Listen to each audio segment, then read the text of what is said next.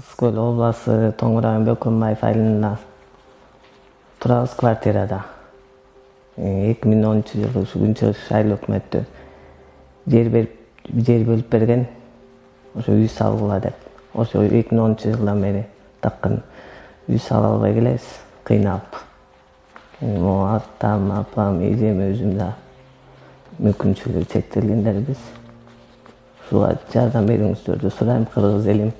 Ошо өзүм далым, бир далым ошо чыгып такыр оңгон тырышып ооруйт.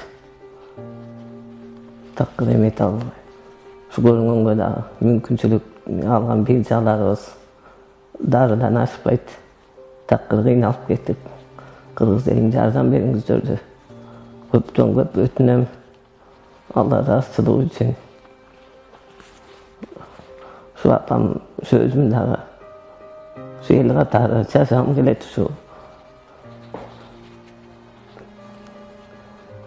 эл катары ушу үйрөнсөм деген ой, ушу үстүбүздө жок дегенде бир 2 комнатасы болсо деген үмүттөмүн.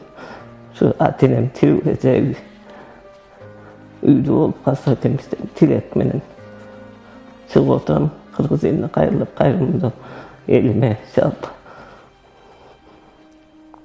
жардам бериңиздерди сурайм. Алла ыраазычылыгы үчүн. Ушу өзүм дагы такыр колдорум, буттарым, ушу аркам далым ооруп, ушу көрүнгөнгө каражатыбыз да жок. 2010-жылдан бери ушул күнгө чейин сала албай.